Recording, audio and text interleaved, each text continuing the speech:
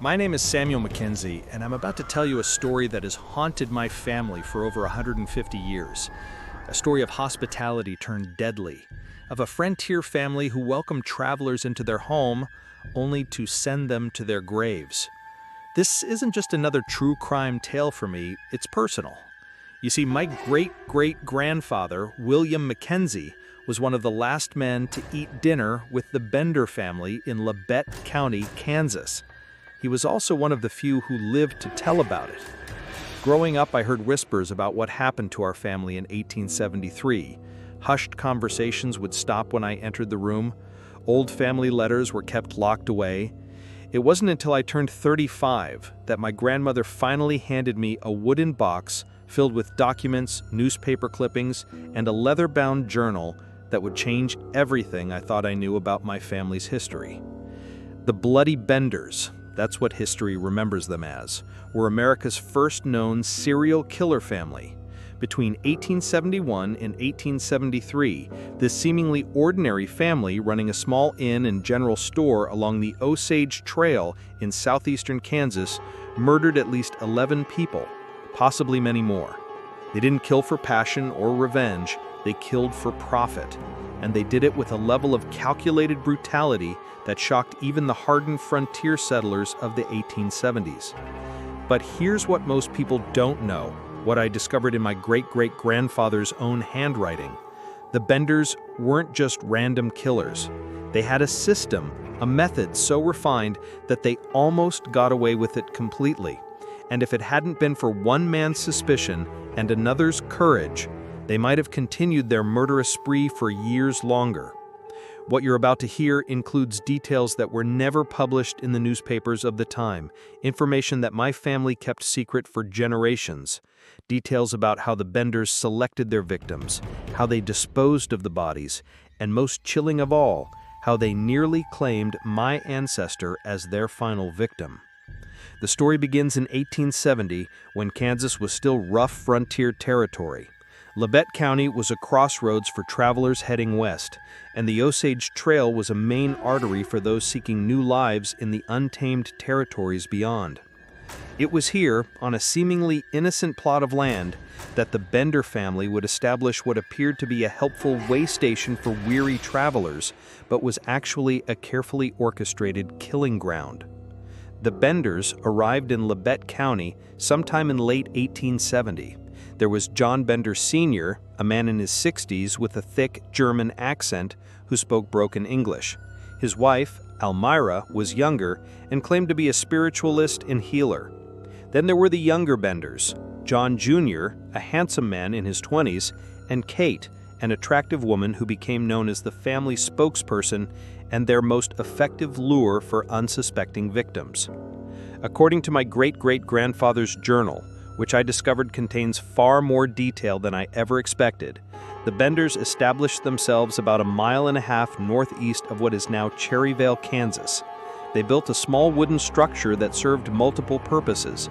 The front room was a general store and inn, where travelers could buy supplies and get a hot meal, while the back room served as the family's living quarters. What made their location perfect for their deadly scheme was its position along the Osage Trail. This wasn't just any trail. It was a major route for travelers heading from Independence, Missouri, toward the new settlements in southern Kansas and beyond. Dozens of people passed by their place every week, and many were carrying significant amounts of cash to start new lives in the West. But there was something else about their setup that wouldn't become clear until much later. The way they arranged their dining area wasn't accidental. They had positioned a table with its back to a canvas curtain that divided the front room from their living quarters. Guests were always seated with their backs to this curtain, facing Kate Bender, who would entertain them with stories, spiritual readings, or simple conversation while they ate. My ancestor wrote about visiting the Bender place twice in early 1872. The first time was just for supplies, but he noted something that stuck with him. The woman, Kate, watched every person who came in with the intensity of a hawk studying prey. She would ask questions that seemed innocent enough. Where are you headed? Are you traveling alone? Do you have family waiting for you? At the time, I thought she was just being friendly. Now I understand she was selecting victims. What my family's documents revealed about the Bender's method was more systematic and coldly calculated than anything reported in the newspapers of the time. They didn't kill impulsively or in fits of rage. This was a business operation with specific procedures and careful planning. Here's how it worked. When a promising victim, usually a man traveling alone with apparent wealth, stopped for a meal, Kate would engage them in conversation while they ate. The victim would be seated at the table with their back to the canvas curtain. Behind that curtain, one of the male Benders, usually John Jr. or sometimes the father, would wait with a hammer. When Kate gave a signal, my ancestor's notes suggest it was often when she would lean forward and place her hand on the guest's arm while asking a question, the man behind the curtain would strike. The first blow with the hammer would come down on the victim's skull, often killing them instantly. If they weren't dead immediately, their throat would be cut to finish the job. But the killing was just the beginning. The Benders had developed an efficient system for disposal as well. Beneath their floorboards, they had dug what they called a cellar, really just a large hole where they would temporarily store bodies. They would strip the corpses of all valuables and clothing. Then at night, they would drag the bodies out to their property and bury them in shallow graves. What makes this even more disturbing is how normal they appeared to their neighbors. Kate Bender advertised her services as a spiritualist and healer in local newspapers. She claimed she could contact the dead and cure various ailments. People in the community actually liked her. She was attractive, charismatic, and seemed genuinely caring about people's problems. The family attended community events, participated in local discussions about township development, and even hosted social gatherings at their place. John Jr. was considered eligible bachelor material by several families in the area. No one suspected that this friendly family was systematically murdering their guests. By 1872, people in the area began to notice patterns that troubled them. Travelers who were known to have stopped at various places along the Osage Trail, including the Bender Inn, were simply disappearing. These weren't just random drifters. These were people with established destinations, people who were expected by family members or business partners. One of the first cases to gain attention was Dr. William York, a well-respected physician from Independence, Kansas. Dr. York had been traveling to visit his brother, Colonel Alexander York, who lived in Fort Scott. He had been seen at several stops along his route, including the Bender place, but he never arrived at his brother's home. Colonel York was not the kind of man to let his brother's disappearance go uninvestigated. He was a Civil War veteran with connections throughout Kansas, and he began organizing search parties and questioning everyone along the Osage Trail. This was the beginning of the end for the Benders, though they didn't know it yet. According to family documents, my great-great-grandfather was actually part of one of Colonel York's early search parties. This was how he became familiar with the Bender place and why he had visited there multiple times. He wrote, "Colonel York was convinced that someone along the trail knew what happened to his brother. He organized us into groups to question every family, every business, every person who might have seen Dr. York. When we spoke to the Benders, they were helpful and concerned, just like any decent family would be. Kate even offered to hold a seance to try to contact Dr. York from beyond. It was a convincing performance." Before I continue with what happened next, I need to pause here because what you're about to hear gets significantly more disturbing. If you're finding this story as compelling as I did when I first read my Ancestor's account, make sure you subscribe to our channel and hit that notification bell. The details I'm sharing today have never been publicly discussed before. They come directly from family documents that have been private for over 150 years. You won't find this level of detail about the Bender family's methods anywhere else, and there are more family secrets that I'll be sharing in future episodes. The investigation that Colonel York launched would eventually uncover not just what happened to Dr. York, but the full scope of the Bender's killing spree. And the way it all unraveled involves a level of community cooperation and frontier justice that you rarely see in true crime cases. So make sure you're subscribed, because the next part of this story involves my ancestor making a discovery that nearly cost him his life. By early 1873, Colonel York's investigation had expanded significantly. He had formed what was essentially a volunteer detective force made up of local men, including my great-great-grandfather. They had systematically questioned every person and business along a 50-mile stretch of the Osage Trail, and they had begun to notice some disturbing patterns. Several other people had gone missing along the same route where Dr. York had disappeared. There was George Launcher and his infant daughter who had been traveling from Iowa to Kansas. There was a man named Jones who had been carrying a significant amount of money to buy land. Each of these disappearances had something in common. The missing people had last been seen in the vicinity of the Bender place.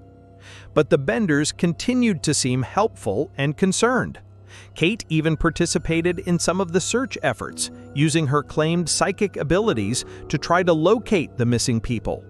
She would hold seances and claim to receive messages from the spirits of the disappeared, always suggesting they had met with accidents or foul play somewhere else along the trail. My ancestor's journal reveals something that the newspaper accounts of the time didn't include. There was growing suspicion about Kate's psychic claims within the search party. He wrote, "Several of us began to notice that Kate Bender's spiritual communications always seemed to point searchers away from her family's property. When she claimed to contact Dr. York's spirit, he supposedly told her he had been killed by bandits near Otsego, which was a full day's ride from the Bender place. When she tried to contact the spirit of George Launcher, he supposedly said he had drowned trying to cross a creek near Parsons. Each reading pointed away from her family's land." This is where the story becomes deeply personal for my family, and where my great-great-grandfather's account provides details that are absolutely chilling. In March of 1873, he made what would be his final visit to the Bender place, and it nearly became his last day alive. William McKenzie had been assigned by Colonel York to make another visit to the Benders, this time with a specific purpose: to observe their reactions when presented with new information about Dr. York's route. The search party had discovered that Dr. York had definitely stopped at the Bender Inn on the day he disappeared. They had found witnesses who had seen his distinctive horse and wagon there. My ancestor wrote about this visit in extraordinary detail, and reading his account even now, 150 years later, makes my blood run cold. He arrived at the Bender place in the late evening as they were preparing the evening meal. Kate greeted him warmly and invited him to stay for dinner, just as she had done with previous victims. "I accepted the invitation," he wrote, "but something felt different this time. Maybe it was everything we had learned during the investigation, or maybe it was the way John Jr. kept looking at me, but I felt like I was being evaluated." Kate asked me the usual questions. Was I traveling alone? Did anyone know where I was? How much money was I carrying for supplies? Questions that had seemed like normal conversation before now felt like an interrogation.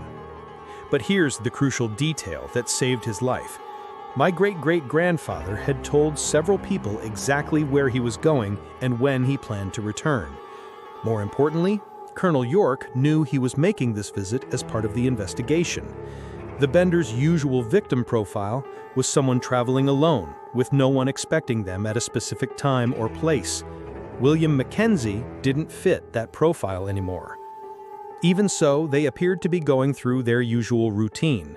Kate engaged him in conversation while he ate, asking about his family, his plans, his route home. She was seated across from him, and he was positioned with his back to the canvas curtain, just like all their previous victims. "I was about halfway through the meal," his journal records, when I heard a floorboard creak behind me.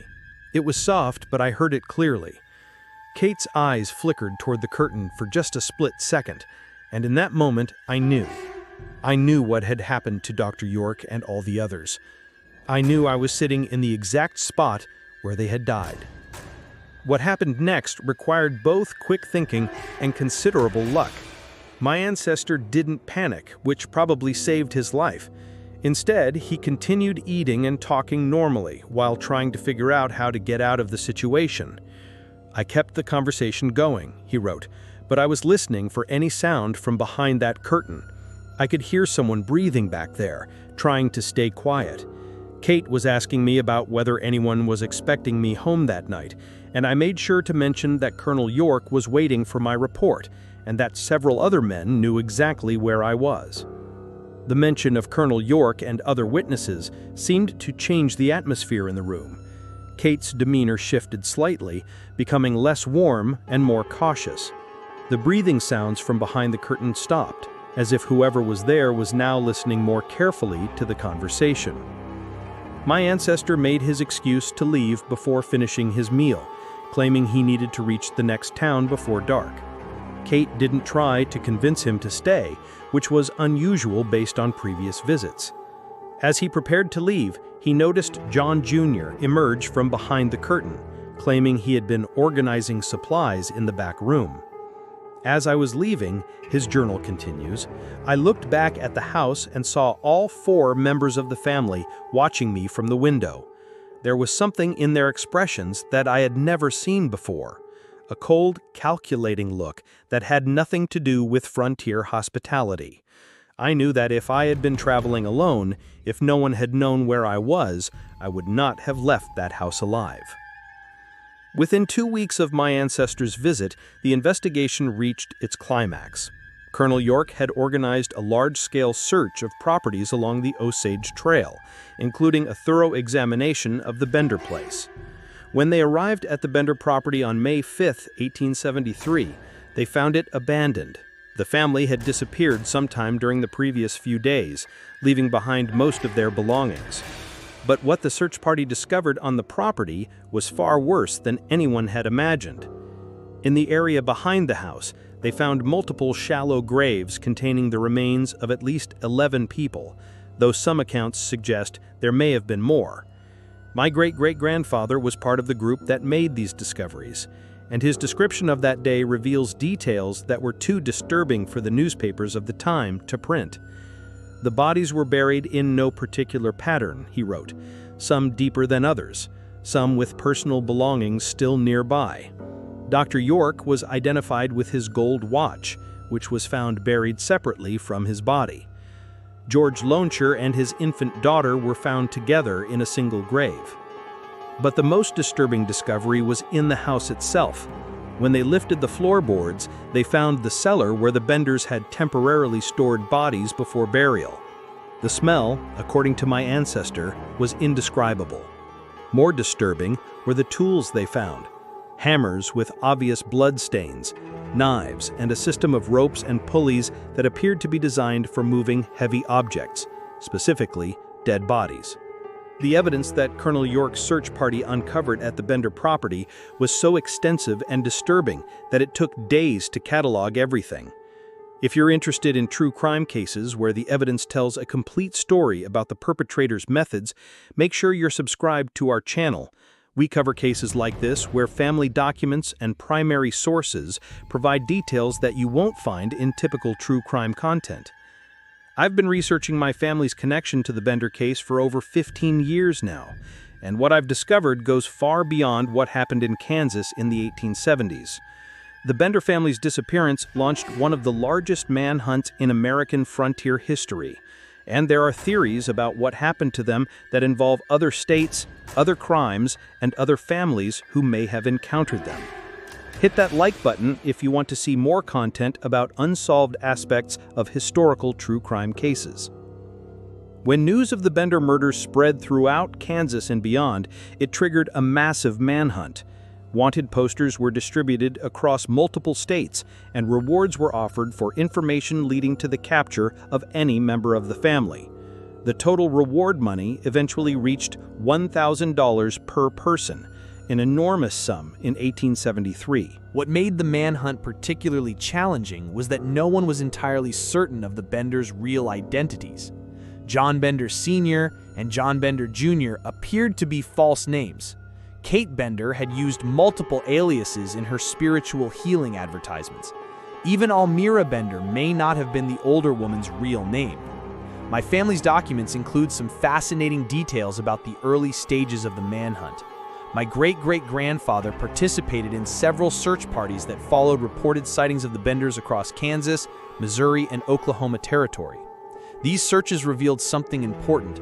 The Benders had been planning their escape for some time. "We discovered," he wrote, "that the family had been converting their assets to cash and gold for several weeks before they disappeared. They had sold livestock, traded goods for precious metals, and even convinced some local people to buy items from their store at reduced prices. When they left, they took very little with them, but what they took was valuable and portable." The search parties also uncovered evidence that the Benders may not have been working alone. At several locations where they had lived or stayed before coming to Labette County, there were reports of other suspicious disappearances. This suggested that their Kansas operation may have been just one stop in a longer pattern of murder and theft. Over the months and years following their disappearance, there were hundreds of reported sightings of the Bender family members across the American frontier. Some of these sightings were clearly cases of mistaken identity, but others were compelling enough to launch extensive investigations.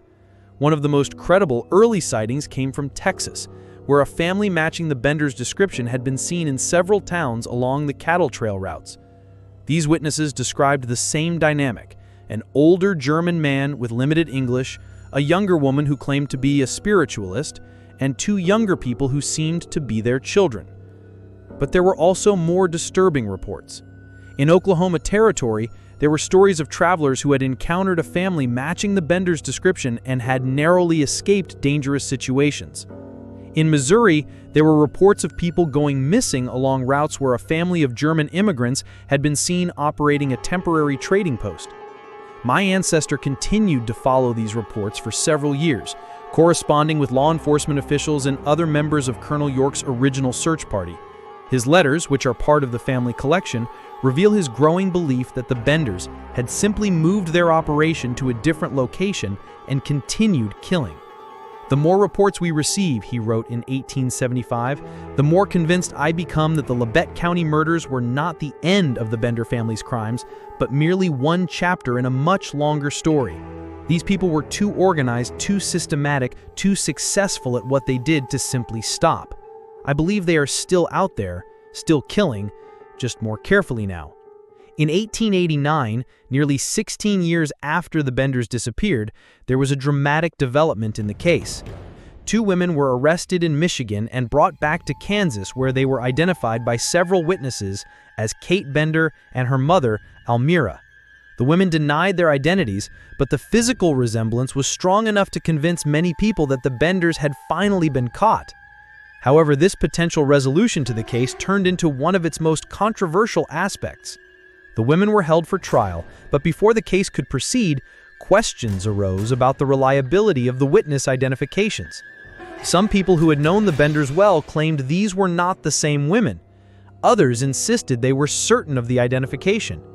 My family's documents include letters from this period that reveal my great-great-grandfather's opinion on the matter.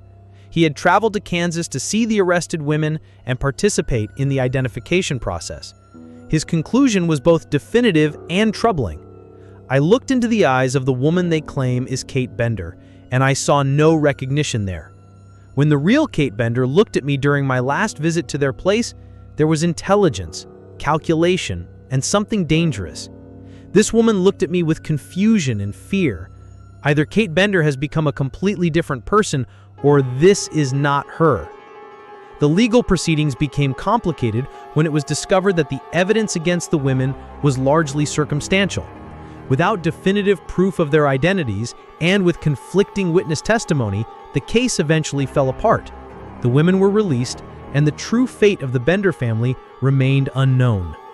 The Bender case didn't end with the manhunt or the failed prosecution in 1889. For families like mine, who had direct connections to the murders, the impact continued across generations. The psychological trauma of knowing that a family member had nearly become a victim, combined with the ongoing uncertainty about whether the killers had been brought to justice, affected my family for decades. My great-great-grandfather never fully recovered from his experience with the Benders. According to family stories passed down through the generations, he became extremely cautious about trusting strangers and would never again accept hospitality from people he didn't know well. He moved his family away from Kansas in 1874, citing his inability to feel safe in a place where such horrors had occurred. But there was another impact that I didn't understand until I started researching the family documents. The burden of knowledge.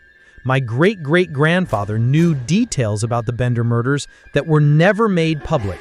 He knew about their methods, their victim selection process, their disposal techniques. He knew because he had nearly become a victim himself and because he had participated in the discovery of the bodies. This knowledge became a family secret that was passed down selectively through the generations. Not every family member was told the full story. The information was carefully controlled, shared only with those who were considered mature enough to handle it and discreet enough to keep it private. The reason we don't talk about this, my grandmother told me when she first showed me the documents, is that your great-great-grandfather made us promise never to sensationalize what happened. He said that the families of the victims deserve to have their loved ones remembered as people, not just as entries in a list of murder victims. He also believed that giving too much detail about the Benders' methods might inspire copycat crimes. In recent decades, there have been several attempts to solve the remaining mysteries of the Bender case using modern investigative techniques. Genealogists have tried to trace the real identities of the family members using DNA analysis and historical records.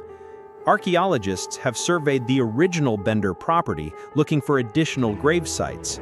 Historians have compiled databases of missing persons from the 1870s to try to determine the full scope of the Benders' crimes. Some of these modern investigations have produced interesting results. DNA analysis of remains found at the Bender property has confirmed the identities of several victims and provided new information about their final hours.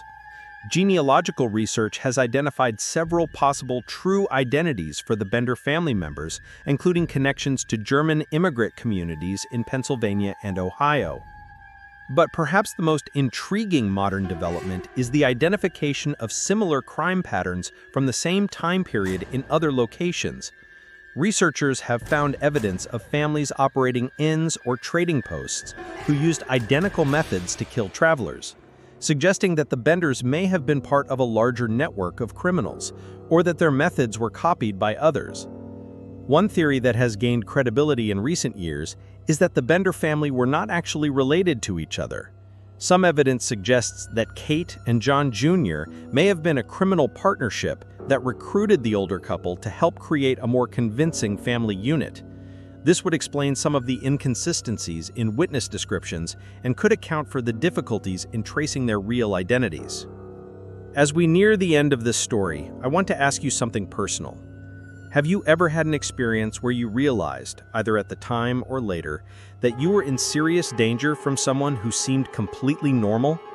Have you ever had that moment where you suddenly understood that a situation was much more dangerous than it appeared?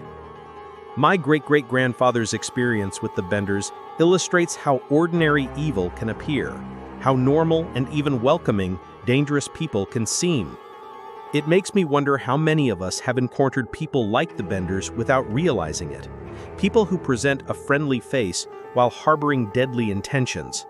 If you have stories about close calls with dangerous people, or if you have knowledge about historical crimes in your own family, share them in the comments below. Sometimes the most important details about historical crimes are preserved in family stories rather than official records. And if you found this story compelling, please share it with others who are interested in true crime history. These stories serve as important reminders about the capacity for evil that can hide behind ordinary appearances. Today, the Bender case is remembered as one of America's most notorious early serial killer cases, but the full truth about what happened in Labette County, Kansas remains elusive. The questions that have haunted investigators for over 150 years continue to intrigue true crime enthusiasts and historians. Were the Benders really a family, or were they a criminal gang that posed as relatives? How many people did they actually kill? What happened to them after they disappeared from Kansas? Did they continue killing in other locations, or did they retire from their murderous activities? For my family, these questions have a personal dimension that goes beyond historical curiosity. We know that our ancestor came within minutes, perhaps seconds, of becoming another Bendered victim. We know that his survival was due to a combination of caution, luck, and the fact that other people knew where he was that day. But we also know something else that has shaped our perspective on this case. The Benders were not supernatural monsters or criminal masterminds. They were ordinary people who chose to do extraordinary evil. They succeeded for as long as they did because they understood human nature, because they exploited the hospitality and trust that were essential for survival on the frontier, and because they were careful and systematic in their approach to murder. The Frontier Inn, where weary travelers could find a hot meal and a safe place to rest, was a crucial institution in 1870s America. The Benders corrupted this institution, turning hospitality into a trap and safety into danger. In doing so, they didn't just kill their individual victims, they damaged the trust that frontier communities depended on for survival. As I finish writing about my family's connection to the Bloody Benders, I'm struck by how this story illustrates both the worst and best aspects of human nature. The Benders represent calculated evil, the kind of cruelty that plans and prepares and profits from the suffering of others. But the response to their crimes, Colonel York's determination to find his brother, the community cooperation in the investigation, my great-great-grandfather's willingness to risk his own safety to help find the truth, represents something equally powerful on the side of justice and human decency. The manhunt for the Benders was one of the largest cooperative law enforcement efforts in the 19th century America. It involved multiple states, dozens of local communities, and hundreds of individual citizens who volunteered their time and resources to help catch the killers. Even though the Benders were never definitively captured, the scope of the response to their crimes demonstrated that frontier America would not tolerate this kind of systematic murder. My great-great-grandfather lived to be 89 years old, passing away in 1934. According to family stories, he never stopped following news about the Bender case. Every few years, when there was a new reported sighting or a new theory about what had happened to the family, he would investigate it as thoroughly as he could. He maintained correspondence with other members of Colonel York's original search party for decades, sharing information and theories about the case. In his final years, he often spoke about the importance of community vigilance and mutual protection. He believed that crimes like the Bender murders were only possible when communities failed to look out for each other, when people became so focused on their own survival that they stopped paying attention to what was happening to their neighbors. The story of the Bloody Benders remains one of America's most chilling unsolved mysteries. Between 1871 and 1873, this family of killers murdered at least 11 people in their small inn along the Osage Trail in Kansas, turning the basic frontier institution of hospitality into a deadly trap. Their systematic approach to selecting, killing, and disposing of victims was unlike anything that had been seen before in American criminal history. What makes this case particularly haunting is not just the number of victims or the brutality of the crimes, but the calculated nature of the operation. The Benders weren't killing in moments of passion or desperation. They were running a business that happened to involve murder and robbery. They had developed efficient methods for every aspect of their crimes, from victim selection to body disposal. And they maintained their deadly operation for at least 2 years without arousing serious suspicion. The investigation led by Colonel Alexander York became a model for cooperative law enforcement efforts across state boundaries. The manhunt that followed the discovery of the bodies was one of the largest in 19th century America, involving multiple states and hundreds of volunteers. Although the Benders were never definitively captured, the scope of the response demonstrated that frontier communities would unite against this kind of systematic evil. For families like mine, who had personal connections to the case, the Bender murders represent a reminder of how ordinary evil can appear and how quickly situations can turn deadly. My great-great-grandfather's narrow escape from becoming another Bender victim was due to factors that he couldn't have fully controlled. The timing of his visit, the knowledge that other people knew where he was, and perhaps most importantly, the fact that he was part of an active investigation rather than just a random traveler. The questions that remain about the Bender case continue to intrigue historians and true crime enthusiasts more than 150 years later. Modern investigative techniques have provided some new insights, but the fundamental mysteries persist. What were the Benders' real identities? How many people did they actually kill? What happened to them after they disappeared from Kansas? Did they continue their murderous activities in other locations? These questions may never be fully answered, but the story of the Bloody Benders serves as an important reminder about the capacity for evil that can hide behind ordinary appearances, and the importance of community vigilance in protecting against predators who would exploit our basic human tendency to trust and help one another. The Frontier Inn, where travelers could find safety and hospitality, was a crucial institution in 19th century America. By corrupting this institution, the Benders didn't just harm their individual victims, they damaged the social trust that frontier communities depended on for survival. In that sense, their crimes had an impact that extended far beyond the people they actually killed. But the response to their crimes also demonstrated the power of community cooperation and determination in the pursuit of justice. Colonel York's refusal to give up the search for his brother, the willingness of dozens of volunteers to participate in dangerous investigative work, and the persistence of people like my great-great-grandfather in following the case for decades afterward, all represent the best aspects of human nature responding to the worst.